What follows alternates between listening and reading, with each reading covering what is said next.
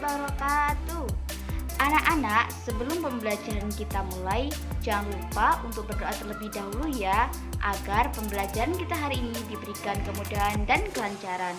Berdoa mulai. Berdoa selesai.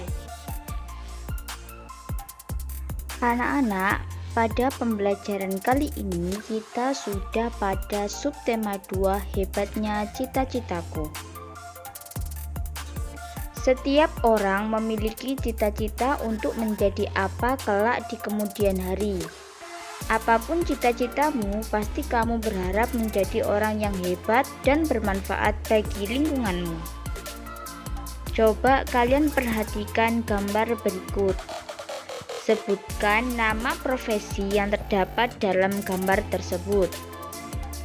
Ya, di situ ada ilmuwan fisika, ada seorang dokter, astronot, arsitek, dan juga polisi. Selanjutnya, coba kalian jelaskan tugas masing-masing profesi tersebut. Misalnya, seorang dokter bertugas untuk mengobati orang yang sakit. Nah, anak-anak, dari contoh profesi tersebut, adakah salah satu dari profesi itu yang menjadi cita-citamu? Mengapa demikian? Contohnya, kamu ingin menjadi seorang polisi. Alasanmu adalah kamu ingin menertibkan lalu lintas di sekitarmu. Berikut ini adalah salah satu contoh profesi yang sangat menginspirasi bagi kita semua, yaitu kisah seorang guru anak berkebutuhan khusus. Mari kita baca bersama-sama ya. Kisah seorang guru anak berkebutuhan khusus. Seorang wanita muda terpanggil untuk menjadi seorang guru. Bukan sembarang guru, melainkan guru bagi anak-anak berkebutuhan khusus. Semua berawal dari kepeduliannya terhadap kurangnya pendidikan yang sesuai bagi anak-anak berkebutuhan khusus di Indonesia yang sesuai. Sanggita Lahman, nama wanita muda itu. Ia adalah seorang dokter yang beralih profesi menjadi seorang guru anak-anak prasekolah. Pada awalnya, ia mengajar anak-anak prasekolah untuk mengisi waktu luangnya. Akan tetapi, lama-kelamaan ia mencintai kegiatannya itu.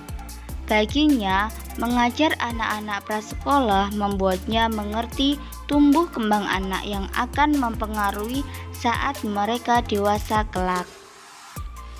Pada saat mengajar anak-anak prasekolah, ia menemui beberapa siswanya yang berkebutuhan khusus, seperti anak yang menderita autis atau kesulitan belajar lainnya.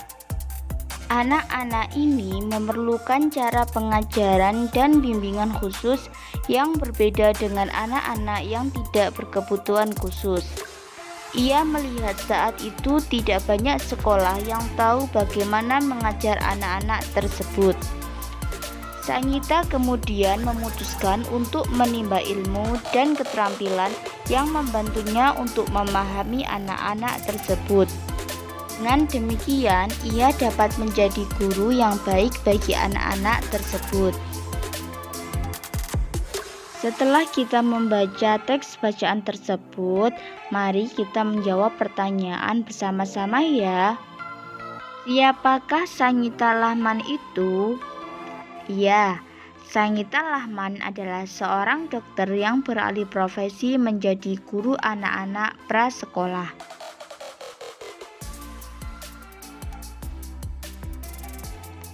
Selanjutnya, mengapa ia ingin menjadi guru? Karena berawal dari kepeduliannya terhadap kurangnya pendidikan yang sesuai bagi anak berkebutuhan khusus. Lalu, sikap apakah yang ditunjukkan oleh Sanggita untuk menjadi guru yang baik? Sanggita menunjukkannya dengan sikap peduli terhadap anak prasekolah dan anak berkebutuhan khusus. Menurutmu, sikap apakah yang diperlukan untuk menjadi guru yang baik? Ya, tentunya kita harus peduli terhadap kebutuhan anak, kasih sayang, serta tanggung jawab terhadap masa depan anak-anak. Perlu kalian ketahui bahwa setiap orang memiliki cita-cita yang baik.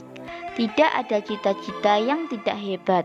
Oleh karenanya, teruslah berusaha meraih cita-citamu. Anak-anak, adakah di antara kamu yang ingin menjadi dokter?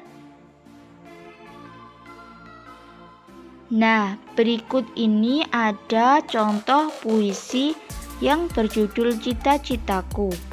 Mari kita baca bersama-sama ya. Cita-citaku, karya M. Ridwan Hafiz.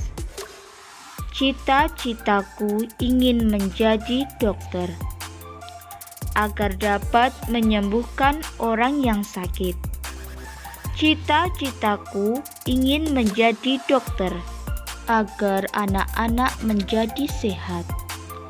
Aku harus belajar dengan sungguh-sungguh agar dapat menggapai cita-citaku itu.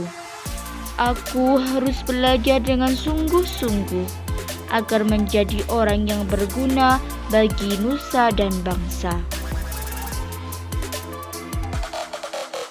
Nah, setelah kalian selesai membaca puisinya, coba kalian kerjakan latihan soal yang terdapat di buku siswa halaman 64 sampai 65.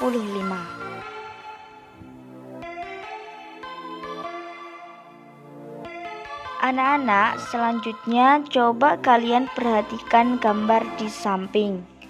Profesi apakah yang ditunjukkan pada gambar? Ya, benar. Profesi tersebut adalah sebagai dokter hewan. Adakah di antara kamu yang ingin menjadi dokter hewan seperti pada gambar?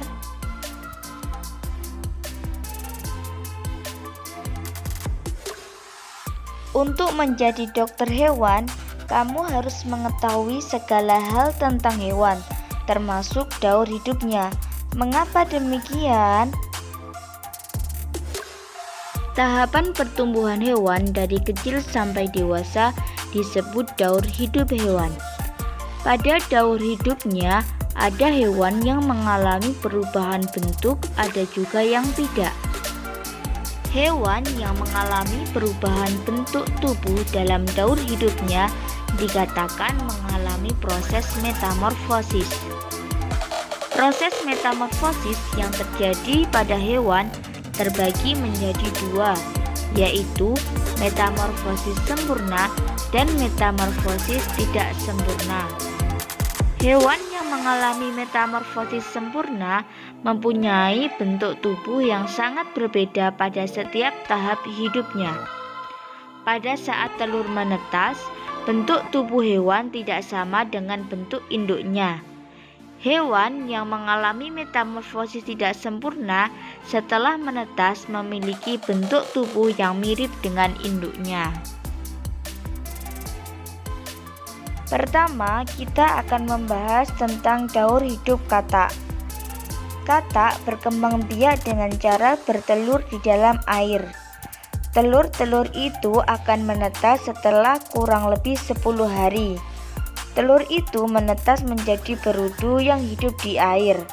Oleh karenanya, berudu memiliki insang, alat pernapasan untuk bernafas di dalam air seperti pada ikan. 3 minggu kemudian, insang pada katak akan tertutup oleh kulitnya. Kemudian tumbuhlah kaki belakang. Pada usia 8 minggu, berudu berkaki berubah menjadi katak yang berekor.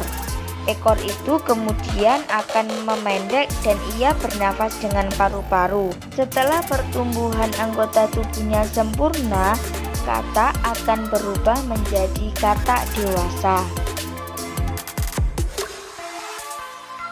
Selanjutnya yaitu daur hidup kecoa. Kecoa merupakan salah satu serangga yang juga berkembang biak dengan cara bertelur.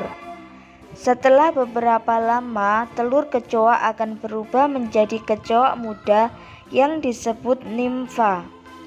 Bentuk nimfa mirip dengan kecoa dewasa, hanya warna kulitnya yang berbeda. Nimfa beberapa kali mengalami pergantian kulit sampai ia menjadi kecoa dewasa. Selanjutnya, daur hidup capung. Capung juga merupakan serangga yang berkembang biak dengan cara bertelur. Sama dengan kecoa, ketika telur capung menetas, ia menjadi capung muda yang disebut nimfa. Setelah kurang lebih mengalami pergantian kulit sebanyak 10 kali, capung berubah menjadi capung dewasa. Terakhir yaitu daur hidup nyamuk. Nyamuk juga termasuk jenis serangga yang berkembang biak dengan cara bertelur di permukaan air. Ketika telur menetas, ia berubah menjadi jentik-jentik atau tempayak. Tempayak ini akan hidup dan mendapatkan makanannya dari air yang ia tinggali. Setelah cukup umur, tempayak ini berubah menjadi pupa. Setelah beberapa waktu, pupa akan berubah menjadi nyamuk muda hingga nyamuk dewasa. Nyamuk muda dan dewasa tidak hidup di air. Ia akan kembali ke air ketika hendak bertelur lagi. Anak-anak, itulah penjelasan materi di pembelajaran 1. Untuk menguji pemahaman kalian, coba kalian kerjakan tugas kelompok yang terdapat di buku siswa halaman 69. Diskusikan jawabannya bersama kelompokmu dengan benar ya. Cukup sekian pembelajaran kita hari ini. Semoga bermanfaat. Wassalamualaikum warahmatullahi wabarakatuh.